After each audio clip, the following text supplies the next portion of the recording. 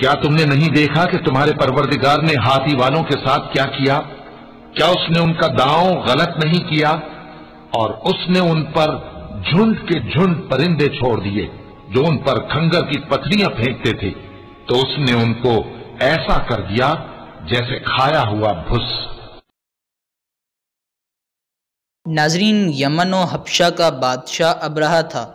اس نے شہر صنعاء میں ایک گرجا گھر بنایا تھا اور اس کی خواہش تھی کہ حج کرنے والے بجائے مکہ مکرمہ کے صنعاء میں آئیں اور اسی گرجا گھر کا طواف کریں اور یہیں حج کا میلہ ہوا کرے۔ چنانچہ اس نے کعبہ معظمہ کو ڈھا دینے کی قسم کھا لی اور اس ارادے سے اپنا لشکر لے کر روانہ ہو گیا۔ اس لشکر میں بہت سے ہاتھی تھے اور ان کا پیشرو ایک بہت بڑا ہاتھی تھا جس کا نام محمود تھا۔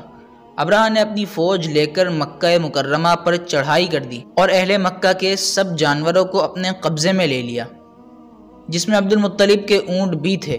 یہی عبد المطلب جو ہمارے حضور خاتم النبیین صلی اللہ علیہ وسلم کے دادا ہیں، خانہ کعبہ کے متولی اور اہل مکہ کے سردار بھی تھے۔ یہ بہت ہی روبدار اور نہایت ہی جسیم آدمی تھے۔ یہ ابرہہ کے پاس آئے۔ ابرہہ نے ان کی بہت تعظیم کی اور آنے کا مقصد پوچھا تو آپ نے فرمایا کہ تم میرے اونٹوں کو مجھے واپس دے دو۔ یہ سن کر ابرہہ نے کہا کہ مجھے بڑا تعجب ہو رہا ہے کہ میں تو تمہارے کعبے کو ڈھانے کے لیے فوج لے کر آیا ہوں، جو تمہارا اور تمہارے باپ دادا کا ایک بہت مقدس و محترم مقام ہے۔ آپ نے اس کے بارے میں کچھ بھی مجھ سے نہیں کہا، صرف اپنے اونٹوں کا مطالبہ کر رہے ہیں۔ حضرت عبد المطلب نے فرمایا کہ میں اپنے اونٹوں کا ہی مالک ہوں، اس لیے اونٹوں کے لیے کہہ رہا ہوں، اور کعبے کا جو مالک ہے وہ خود اس کی حفاظت فرمائے گا، مجھے اس کی کوئی فکر نہیں۔ ابرہہ نے آپ کے اونٹوں کو واپس کر دیا۔ پھر آپ نے قریش سے فرمایا کہ تم لوگ پہاڑوں کی گھاٹیوں اور چوٹیوں پر پناہ گزین ہو جاؤ۔ چنانچہ قریش نے آپ کے مشورے پر عمل کیا۔ اس کے بعد حضرت عبد المطلب نے کعبے کا دروازہ پکڑ کر بارگاہ الہی میں کعبے کی حفاظت کے لیے خوب رو رو کر دعا مانگی۔ ابرہہ نے اپنے لشکروں کو لے کر کعبہ مقدسہ پر حملہ کر دینے کا حکم دیا اور ہاتھیوں کو چلنے کے لیے اٹھایا، لیکن ہاتھیوں کا پیشرو محمود جو سب سے بڑا تھا وہ کعبے کی طرف نہ چلا، جس طرف اس کو چلاتے تھے چلتا تھا، مگر کعبہ مکرمہ کی طرف جب اس کو چلاتے تھے تو وہ رک جاتا تھا۔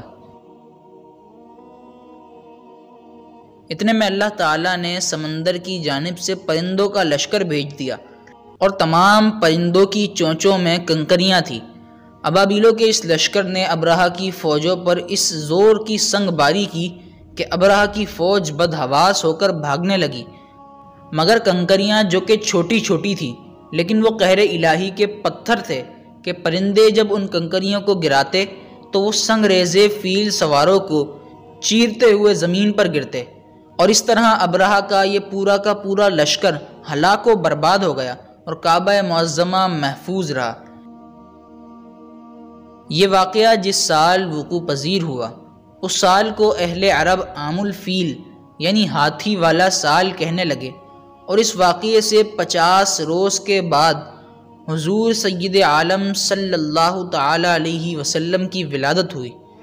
اس واقعے کو اللہ تعالیٰ نے قرآن مجید میں بیان فرماتے ہوئے ایک سورت نازل فرمائی جس کا نام ہی سورہ فیل ہے۔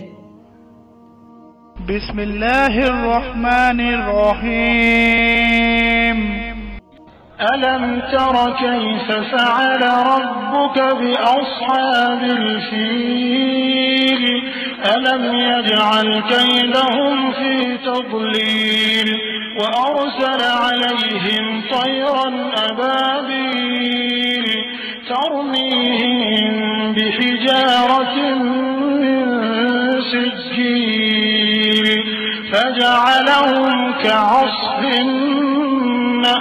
مأكول۔ کیا تم نے نہیں دیکھا کہ تمہارے پروردگار نے ہاتھی والوں کے ساتھ کیا کیا؟ کیا اس نے ان کا داؤں غلط نہیں کیا؟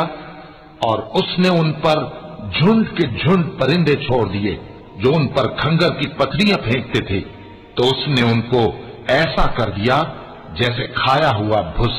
وَلَقَ اللَّهُ الْعَظِيمُ۔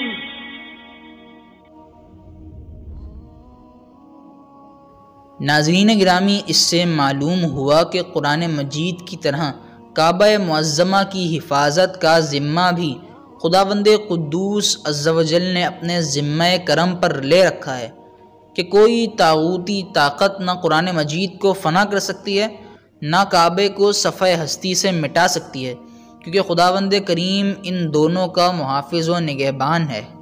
واللہ تعالی عالم۔